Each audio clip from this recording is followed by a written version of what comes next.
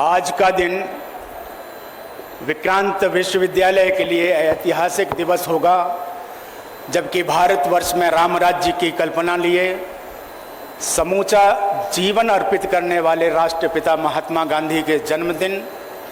एवं न्याय के लिए ही धर्म युद्ध कर रावण का वध करने वाले प्रभु श्री राम की विजयदशमी का पर्व संपूर्ण देश में धूमधाम से मनाया जा रहा है। और इसी न्याय दिवस पर अत्यंत गौरवपूर्ण संयोग है कि भारत के सर्वोच्च न्यायालय के न्यायाधिपति, चंबल की धरती पुत्र, मध्य प्रदेश के गौरव के रूप में जाने जाने वाले सभी के प्रेरणा के स्रोत माननीय श्री जितेंद्र कुमार माहेश्वरी साहब हमारे छात्रों के बीच विधि एवं विधायी संवाद हेतु मुख्य अतिथि के रूप में विराजमान हैं तथा कार्यक्रम की अध्यक्षता कर रहे भारत की संसदीय प्रणाली एवं विधायी कार्यों के मर्मज्ञ, मध्य प्रदेश एवं भारत सरकार के अनेक विभागों में मंत्री रहे तथा वर्तमान में मध्य प्रदेश विधानसभा के मृदुभाषी, यशस्वी एवं संवेदनशील अध्यक्ष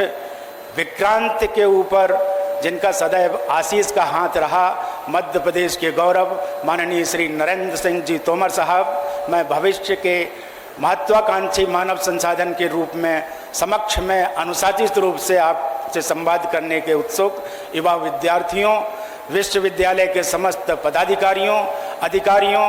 विद्वान शिक्षक गणों एवं हमारे क्षेत्र के विद्वान अधिवक्ता गणों, न्यायाधीश गणों सहित समस्त समुदाय की ओर से आपका हृदय से स्वागत करता हूं एवं वंदन करता हूं।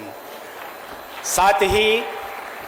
मंच पर विशिष्ट अतिथि के रूप में अपनी गरिमा में उपस्थिति देते हुए मध्य प्रदेश उच्च न्यायालय के न्याय के पर्यायवाची के रूप में अपनी पहचान बना चुके माननीय न्यायमूर्ति श्री GS अहलूवालिया साहब,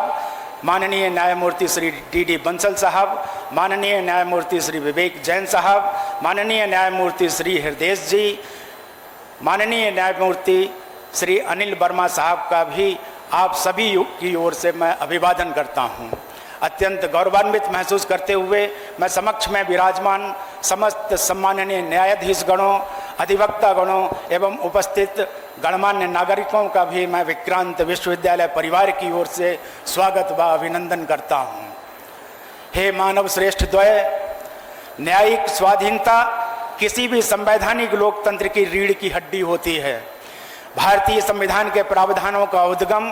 भारतीय न्याय दर्शन, धर्मशास्त्रों और पौराणिक परंपराओं में गहराई से निहित है। मनुस्मृति, याज्ञवल्क्य के स्मृति, महाभारत, रामायण और अर्थशास्त्र में न्याय को धर्म का प्रतीक माना गया है, जहां न्यायाधीश को धर्मस्थ कहा गया। मुझे यह कहते हुए अत्यंत गर्व हो रहा है कि आपने मनुस्मृति के निष्पक्षता के सिद्धांत, जिसमें कहा गया है कि न्यायाधीश को धर्म विवेक से निर्णय लेना चाहिए, न कि स्वेच्छा से, तथा विदुर नीति के अनुसार आधुनिक भारत के संविधान के रक्षक के रूप में अपने आप को धर्मस्थ के रूप में स्थापित कर चंबल की माटी को गौरवान्वित किया है। आपके द्वारा उत्तरदायित्व, विवेक और लोकधर्मी दृष्टिकोण का संयोजन करते हुए अनेक न्यायिक निर्णय दिए गए, जिनसे हम सभी गर्व की अनुभूति महसूस करते हैं। महोदय, आज के संवाद की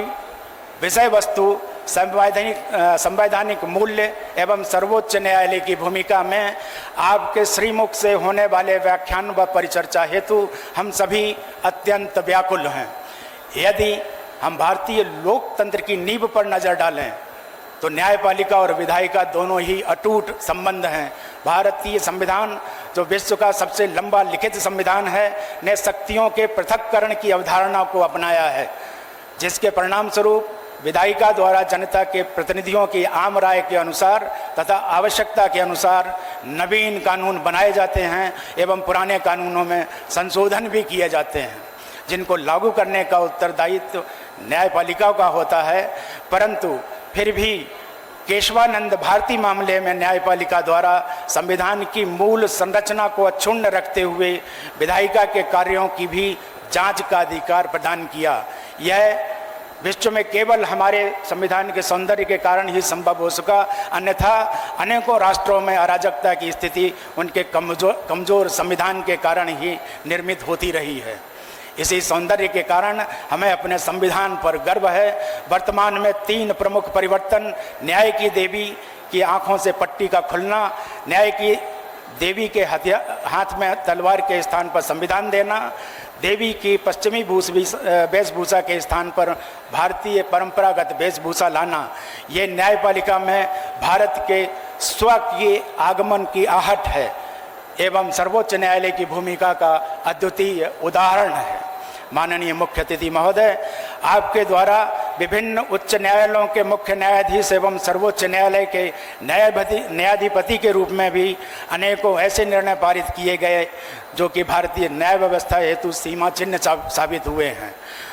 सर्वोच्च न्यायालय के न्यायाधिपति के रूप में आपके द्वारा विवाह का अपरिवर्तनीय टूटना, सिक्किम उच्च न्यायालय के रूप में बिना उचित कारण के भूजल निकासी को अनुचित ठहराना एवं आंध्र प्रदेश उच्च न्यायालय के मुख्य न्यायाधीश के रूप में ग्राम न्यायालयों की स्थापना किए जाने जैसे महत्वपूर्ण निर्णय दिए गए जो कि भारतीय लोकतंत्र में मील का पत्थर साबित होंगे। माननीय मुख्य अतिथि एवं माननीय अध्यक्ष महोदय, आज हम आपके प्रेरक दृष्टिकोण के साथ व्याख्यान तथा हमारे छात्र जो वर्तमान भविष्य के अधिवक्ता, न्यायाधीश और संविधान के रक्षक होंगे, इस मंच से प्रेरणा प्राप्त करेंगे। आप दोनों इस बात के जीवंत उदाहरण हैं कि न्याय केवल न्यायालय में ही नहीं बल्कि प्रत्येक उस हृदय में गूंजना चाहिए जो सत्य और निष्पक्षता की आकांक्षा रखता है। अंत में मैं समूचे विक्रांत समूह की ओर से कृतज्ञता ज्ञापित करता हूं एवं आपने हमारे अनुरोध को स्वीकार करते हुए अपने व्यस्ततम समय से कुछ क्षण निकालकर युवा भारत को प्रेरित करने की स्वीकृति देते हुए अपनी गरिमा में उपस्थिति दी तथा विक्रांत विश्वविद्यालय के लिए एक ऐतिहासिक दिवस होने का गौरव प्रदान किया। आपके करकमलों द्वारा आज नवनिर्मित चरक भवन का उद्घाटन किया गया जो कि विक्रांत के इतिहास में मील का पत्थर साबित होगा। पुनः उपस्थित समस्त समुदाय के प्रति आभार प्रकट करते हुए, अभिनंदन प्रकट करते हुए अपने शब्दों को विराम देता हूँ। जय भारत, जय संविधान।